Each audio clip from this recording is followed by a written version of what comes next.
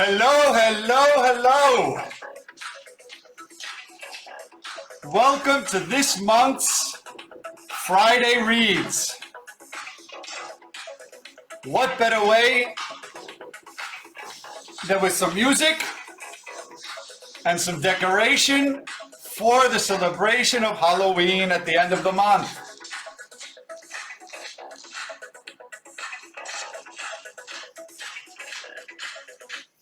So, welcome everybody.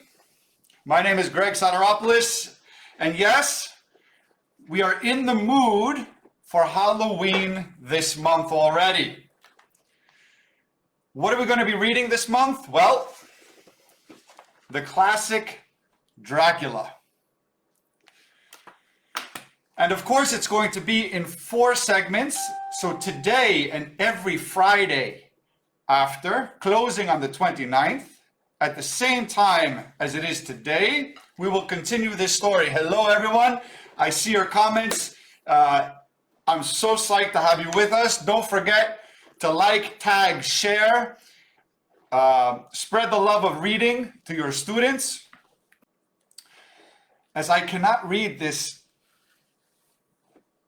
Dracula reader with my mask, because the trials and tribulations of wearing glasses, you cannot wear a mask with glasses. So, shall we begin? Or rather, before I begin, let me just take a look at the comment section. Hello from Bolivia. Hello, hello. Thank you so much, Dorita, for your comment. Millie, hello, hello. How is everyone? So nice to have everyone here from Egypt. Love it. Hello. So, without further ado, let me begin. Dracula. And I just want to give you a little, let's say, background on this story. Bram Abraham Stoker, who was born in Dublin, Ireland, created this story. But this is a very special story because it is a novel that is written very differently, ladies and gentlemen, boys and girls, students. It is called an epistolary novel. Epistolary novel. And what does that mean? It's written as a collection of diary entries. So someone was writing in their diary, either telegrams, letters, or newspaper articles. By the time the book, Dracula, came out, this style was thought to be very old-fashioned. But still, it is a style that gives a sense of realism to the text. So I'm going to be reading it very differently today. Now, hello from Hungary. Hi. Ukraine. Oh, I love it when you join from all around the world. And what's even better is when we finish today, you will be able to go back and listen to it again and share it with your students and fellow teachers. So, Chapter 1, Jonathan Harker's Journal. May 3rd. I have just arrived in Bistritz, a small town in Transylvania, and I am staying at a hotel called the Golden Crone, which Count Dracula recommended to me. When the hotel owner showed me to my room. He handed me a note from the Count himself. The note said that a coach will be arriving in the morning to take me to Dracula's castle. So far, I have been thoroughly enjoying myself throughout this journey through Eastern Europe, and I am looking forward to meeting the Count and discussing the details of the property that he purchased in London. May 4th. So now this is his next entry in his diary. After breakfast this morning, I told the hotel owner and his wife that I was going to Dracula's cave. Sorry, castle. I get ahead of myself. They seemed quite shocked. The owner's wife begged me not to go. She said it was an evil place, but would not tell me why. Then she handed me a cross and told me it was for my protection. I didn't really want to take it, but I thought that it would be rude to refuse. I know that the people here are very superstitious, so I'm not going to take her warnings seriously. Maybe that's a mistake. When the coach arrived, I said goodbye to the people. They wished me luck and said that they would pray for me, which I found rather strange. The driver of the coach was a mysterious fellow. He wore a hood which covered his face completely, and he didn't say a single word to me. The journey was long, and by the time night fell, we still hadn't reached our destination.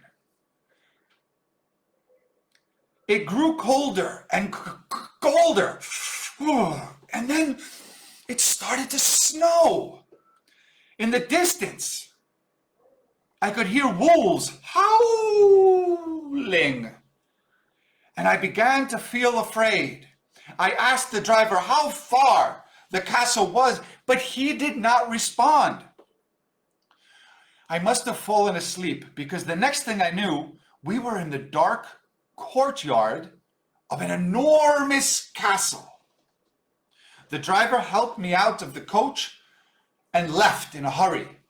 A few minutes later, the front door opened and a tall, thin man dressed in black appeared. "Welcome," he said. "You must be the solicitor, Jonathan Harker." "I am Count Dracula." Now let's take a look and see what he looks like. Here we go. There he is. Oh my. I don't know. Would you go inside the castle? Me. Good evening, sir, I said. "Come inside, Mr. Harker," said Dracula. "You've had a long journey. You must be hungry." The Count helped me with my bags and showed me to my room. Then we went to the dining room, where my host had laid out a delicious meal. The Count said that he had already eaten, so he did not eat with me. We spoke about my journey, and as we talked, I noticed that the Count had rather unusual features. His eyebrows and hair were thick and bushy, and he had a small mustache and a very thin nose. His teeth were long and sharp, and his ears, well, mine are kind of natural, and his ears were pointy. I'm not Dracula. We talked until sunrise. Then I went to bed. May 5th. When I woke up this morning, I found a note from the Count on my bedside, which said that he would be out for most of the day. After breakfast, I decided to explore the castle, but unfortunately, most of the doors were locked. There are no mirrors and no servants in this house, which is quite strange, don't you think? I managed to find the library and was pleased to see that it was full of English books, so I spent the whole day reading in the library of Count Dracula's castle. How interesting. But unfortunately, I lost my place. Let's go back. Okay. The Count arrived in the evening. In the evening, he wanted to discuss the house he had bought in London, and he asked me to get my papers from my room. I told him that the house is called Carfax, and that it's situated next to a lunatic asylum. We spent the whole night talking about England. Then, at daybreak, the Count excused himself and went to bed. The strangest thing happened today, May 6th.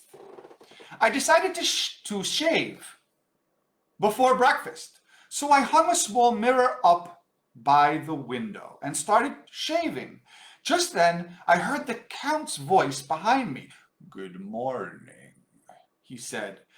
I greeted him and continued shaving, but when I looked in the mirror, I noticed that the Count had no reflection. Oh my. I was so surprised, I cut myself, and my chin began to bleed. When the Count saw the blood, his eyes filled with anger, and he tried to grab my throat. I pulled back, and his hand touched the cross around my neck. This seemed to calm him. "Take care," he said. "It is dangerous to cut yourself in this country." He then picked up the mirror, threw it out of the window, and left the room. I went to the dining room, but the Count was not there. So I ate breakfast alone again. I've noticed that the Count never eats or drinks anything. He's a strange man, and I think a dangerous one too. After breakfast, I tried to explore the castle again, but again the doors were locked. I began feeling like Dracula's prisoner. Still, I can't let him know that I'm afraid. Midnight. Tonight, I had a long talk with the Count about Transylvania and its history. When the Count was ready to go to bed, he told me to write letters to my fiancée, Mina, and my employer, telling them that I plan to stay in Transylvania for another month. Then he warned me never to fall asleep in any room in the castle other than my bedroom. Why does he not want me to leave? Why does he want me to stay longer? We have already discussed everything, the details of the property that he had bought. And why are all of these rooms locked? I am afraid that I may never see England or my fiancé again. I saw the Count leave the castle the 15th of May, So his last journal entry was the 6th of May, and now it's the 15th of May. I saw the Count leave the castle earlier this evening, so I continued exploring the castle.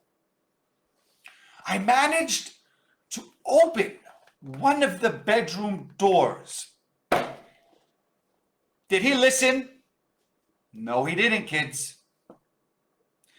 Didn't he tell him not to go in any other bedroom? Yes, he did. And now let's see what's going to happen. He went inside. It was a beautiful room, and I decided to stay there and read a book for a while. Then I started to feel sleepy. I pray that what happened next was a dream, but I do not think it was. I heard a noise and opened my eyes. There were 3 women in the room watching me sleep. 2 had dark hair and dark eyes. The 3rd had blonde hair and pale blue eyes. I could sense that there was something evil about these women. The blonde woman approached me slowly. I was terrified, but I couldn't move. She bent over me and I felt her sharp teeth dig into my neck. Then Dracula burst into the room. He was furious. "How dare you touch him?" he cried. "This man belongs to me." The women seemed annoyed. "Go!" shouted Dracula. The women disappeared before my eyes. I must have passed out because I woke up in my bed. That's when I realized that I had left the cross in my room. The hotel owner's wife was right. It is my only protection. I must escape from this evil place. Let's see what happens.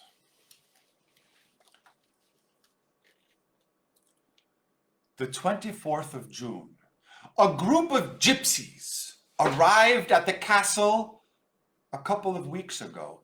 They brought large wooden boxes with them and are filling them up with soil.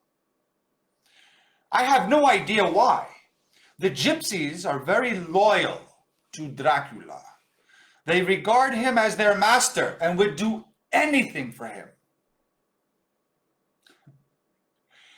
Today, I decided to break into Dracula's room to find the key to the front door. Excuse me? What did Jonathan just write in his journal? He decided to break into Dracula's room. Now, students, boys, girls, do you think that's a good idea? Is that the right thing to do? Something to think about. That's a teachable moment right there in a reader. I climbed from my bedroom window into his room and searched Dracula's room thoroughly, but the key was nowhere to be found. There was a circular staircase in the room, and I decided to investigate further. The staircase led to a dark, narrow tunnel, which was filled with boxes. I opened 2 boxes and saw that they were filled with soil. Then I opened the 3rd box and, to my horror, I found Dracula asleep inside the box. I was so terrified, I ran back to my room as fast as I could. June 30th. I am desperate to escape from this terrible place. So I went back to Dracula's room to look for the key again. When he went and opened the box, this is what he saw. Oh my goodness. I had no luck. I couldn't find the key. It occurred to me that Dracula might have the key with him, so I climbed down the stairs again and found Dracula asleep in his box. Today, however, he looked different. His white hair and mustache turned gray. His cheeks were not thin, they were full. Oh my. His lips were red, and small drops of blood were trickling from the corners of his mouth. I knew I had to destroy the monstrous creature, so I picked up a spade to kill Dracula. But as I lifted the spade above his head, Dracula opened his eyes and smiled. I was so stunned, I dropped the spade and it merely grazed his forehead. My heart began to pound. And I ran back to my room in terror. Downstairs, I could hear the gypsies singing and hammering the boxes shut. Then I heard footsteps, and I saw the gypsies leave the castle carrying the boxes. I am alone in the castle, but not for long. Tonight, I will climb down the castle wall and escape. I pray that I will survive. Goodbye, all. Goodbye, Mina. And we end there for today. So, it is a lengthy reader. I am going to condense it for these Friday reads. Keep in mind that when we read a story, we must always be aware of the amount of time that we are reading to our audience. If it's too little, it may not be engaging enough. If it is too much, then the audience may get bored or disengaged. And it is always good to leave a segment of a story, like I did now, wondering what will happen next.